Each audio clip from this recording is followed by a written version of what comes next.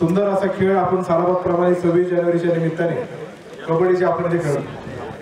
आता तुम्ही सांगितलं थंडी खूप आहे, पण एकदा खेळाडूंची एंट्री झाली की त्यांच्यामध्ये जोश भरतो. तशीच काहीची एंट्री तुमची पण आमच्या तालुक्यामध्ये झाली आणि शिरूर लोकसभेची सुरुवात छत्रपती शिवाजी महाराजांच्या जन्मभूमीपासून आपण केली. हे आम्ही आमचं भाग्य समजतो.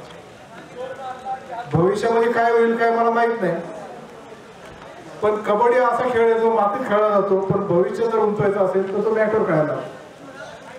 तुम्ही एक पैलवान आहे, कुस्तीपटू आहे, कुस्तीमध्ये पण आपण मातीत खेळतो,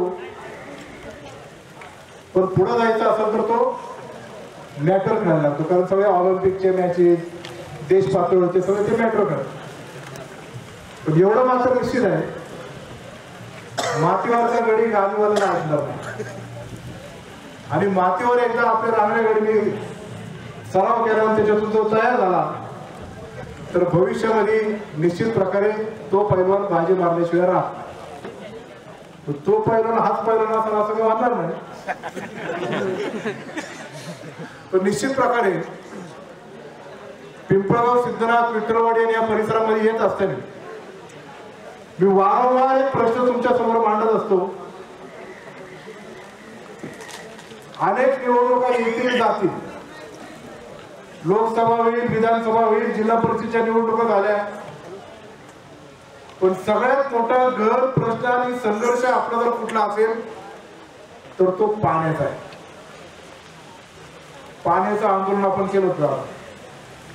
काय झालं आंदोलनाच्या वेळेस? पाणी आपल्याला प्रत्येकाला मिळणार अशा प्रत्येक पद्धतीचं सांगावं आपल्यापर्यंत आलं. परवा मारिंडोचं पाणी सोडलं की नाही सोडलं? काल मग किती जणांना पाणी उचलण्या परवानगी?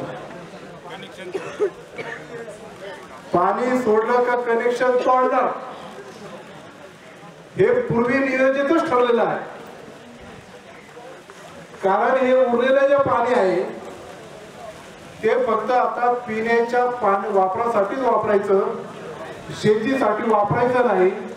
कारण मानिकडो मध्ये मुबलकरित्या पाणी भरलेलं असताना सुद्धा एका दबात 52% ते 55% पाणी आपलं खाली सोडलं तेव्हा मात्र आपल्या या उन्हाळ्यात पिकाचं वाटलं झालंच समजा. अशा पद्धतीचं वातावरण आपल्याला तेव्हा पाहण्यात 18% पाणी राहिलं आणि सगळे शेतकरी जागेला.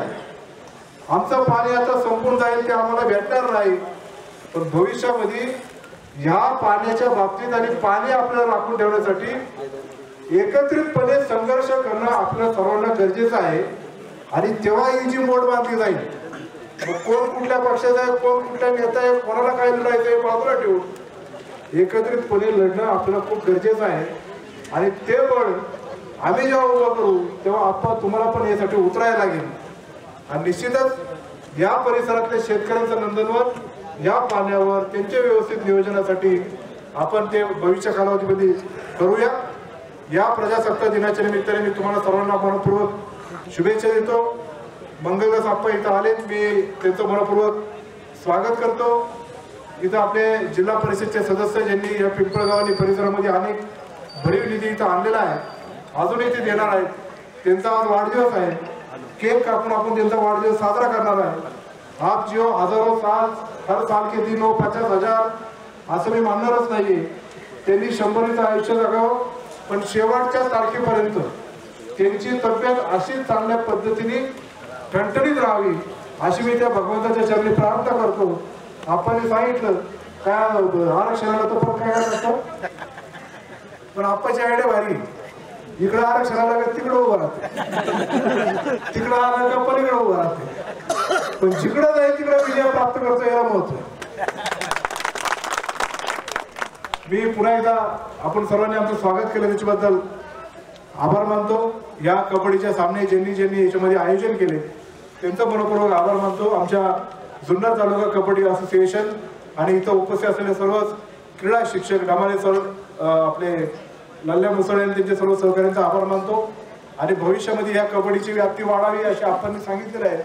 तर जाता जाता मी एवढंच सांगेल की व्याप्ती वाढली आणि 1 नंबरचं बक्षीस द्यायची जर वेळ आली तर ते 1 नंबरचं बक्षीस खासदार साहेबांनी द्यावं आणि 2 नंबरचं बक्षीस तुम्ही जर मला केलं काहीतरी असं बघा म्हणजे म्हटलं होणार काहीतरी नाही आमदार 2 नंबरचं बक्षीस हे माझ्याकडून घ्या पण 1 नंबरचं बक्षीस कोणाकडून घ्यायचं खासदार साहेब एवढं करून मी माझे 2 शब्द संबोधन थांबतो. जय हिंद जय महाराष्ट्र.